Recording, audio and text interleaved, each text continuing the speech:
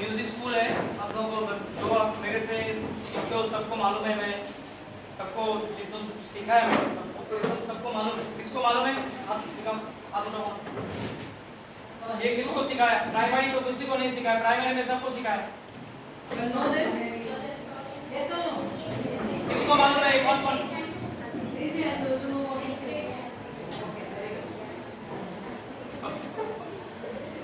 अच्छा, music, world music की बात पहले करता हूँ।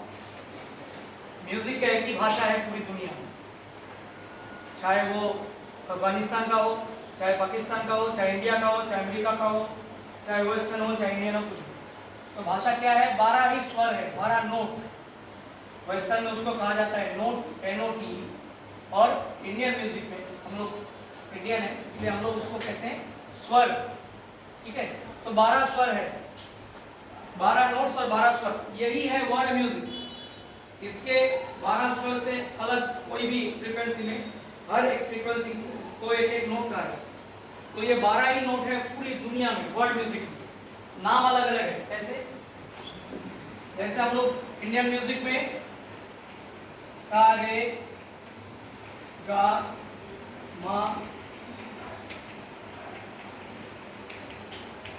पा धा नी, सा रे गा मा पा धा नी हम लोग जानते हैं इंडियन में। तो वेस्टर्न में इसको डो रे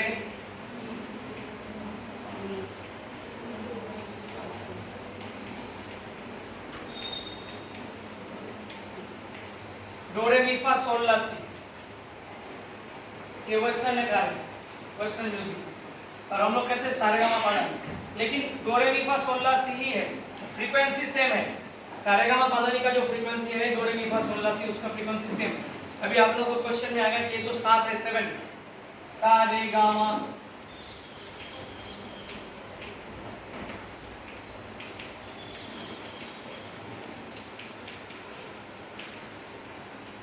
कितने हुए? 1 2 3 4 7। तो अभी 12 कहाँ से आए? मैं अभी बोला 12 नोट्स हैं ऑल ओवर वर्ल्ड। नाम सिर्फ अलग अलग है, फ्रीक्वेंसी है सेम। ठीक है, तो ये जितने भी सारे गामा पा धा नी से अगर हम लोग इजी वर्ड में बोले तो ये सा और पा को छोड़ के, सा और पा अकेला है, बाकी सबका जुड़वा भाई है। अगर इजी वर्ड में समझाने के लिए बोले, कैसे? रे का है जुड़वा भाई या बहन, गा का है, माँ का है,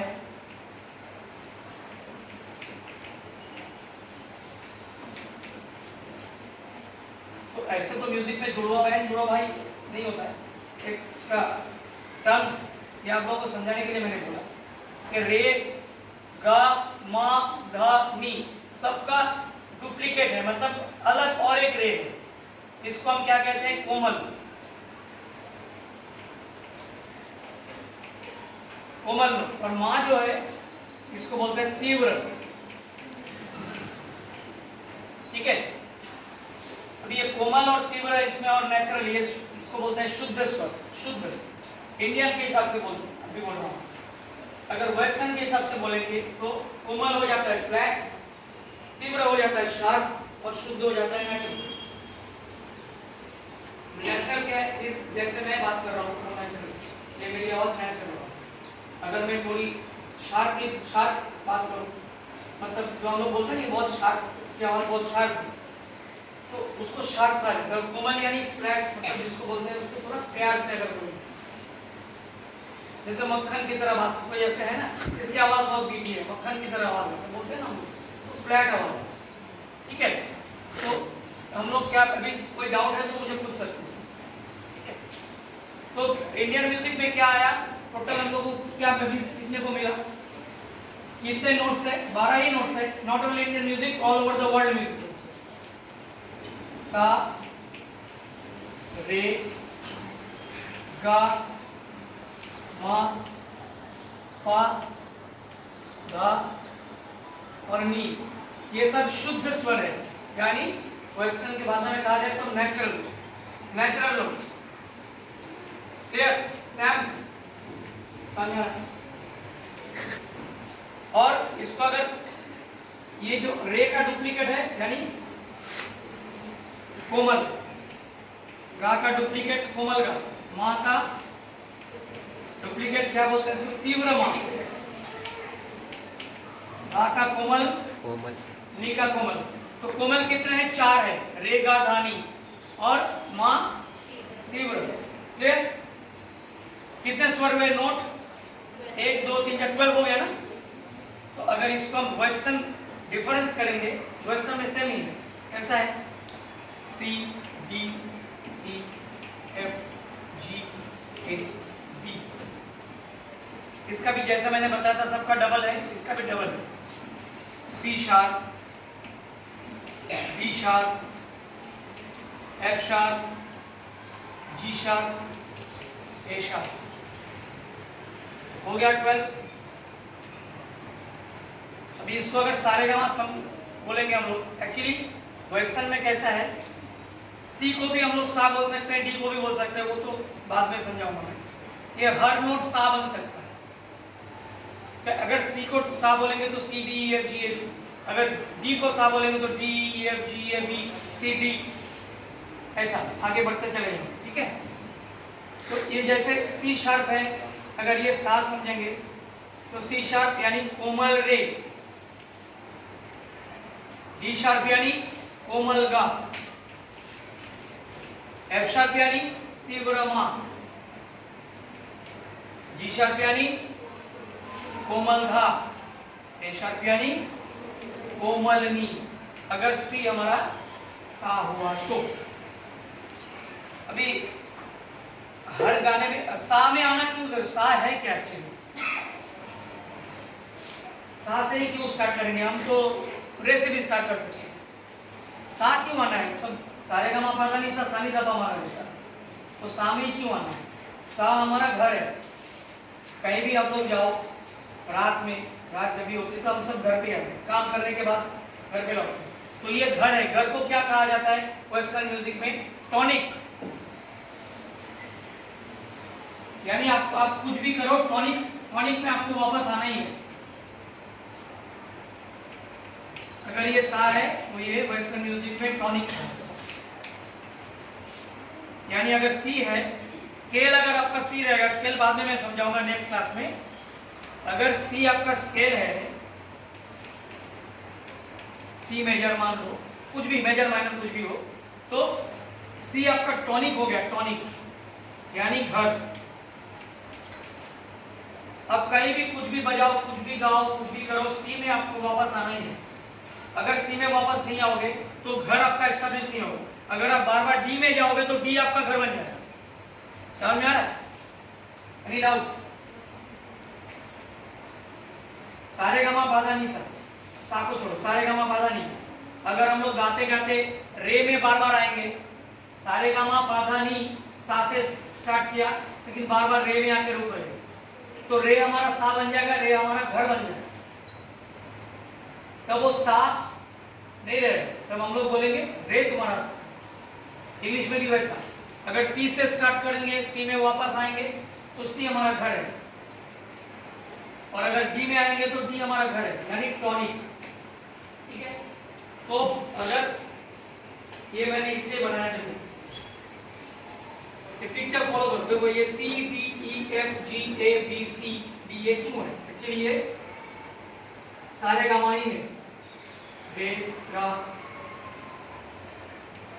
मा गा नी सा।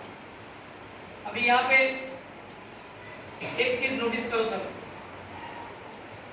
1 2 3 4 5 6 7, ये भूल जाओ, यहाँ पे मत जाओ। ठीक है? अगर यहाँ तक सोचेंगे, देखो ये पिक्चर सेम है, यहाँ से यहाँ देखो 7 7 नॉर्मल ऐसा है, और ब्लैक 5 है। आ रहा है समझ में? मुंह से बोलो, मुंडी मत गिराओ। तो ये 5 नोट्स जो है, देखो ये पिक्चर यहाँ से 7 नोट्स और 5 ब्लैक नोट्स। ठीक है? तो ये मिला के जो ऐसा एक पिक्चर आया, तो यहाँ से भी ऐसा ही है, सेम है। देखो फॉलो करो, और यहाँ से यहाँ सेम है। ऐसे यहाँ पे भी 5 ब्लैक है, 7 व्हाइट है, यहाँ पे भी 5 ब्लैक है, 7 व्हाइट है।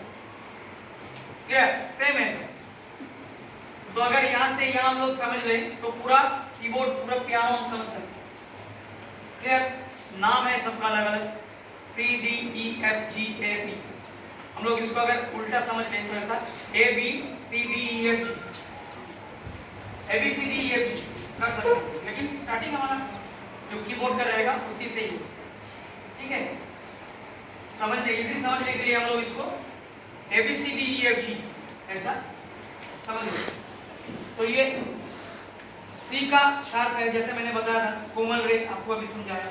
तो C का भी शार्प है, D का शार्प है, F का शार्प है, G का शार्प है, A का शार्प। यानी C अगर सा है तो ये कोमल रे है, D रे है, शुद्ध रे है, तो ये अपना शुद्ध गा है, सॉरी कोमल गा है। और ये E गा है, F मा है, ये F शब्द जो है तीव्र मा है, इसको लिखेंगे हम लोग यहाँ।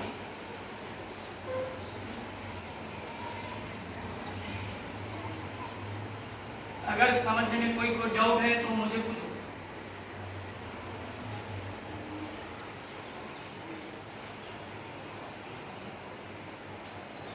Music is very easy. ये कोमल रे है,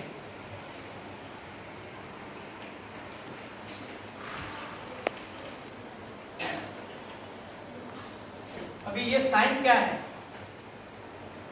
नीचे अंडरलाइन है, ऊपर ऐसा डॉट है। तो साइन ऐसा है वेस्टर्न में। इंडियन में कैसा है, जो मैंने तुम लोगों को बताया कि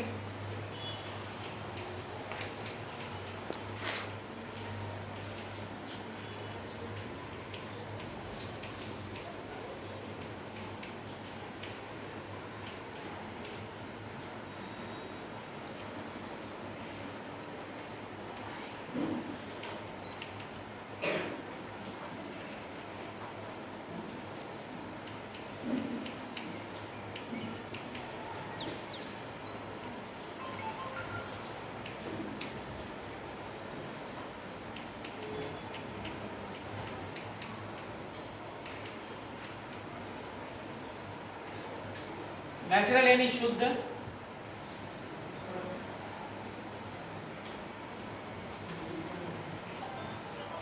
फ्लैट यानी कोमल,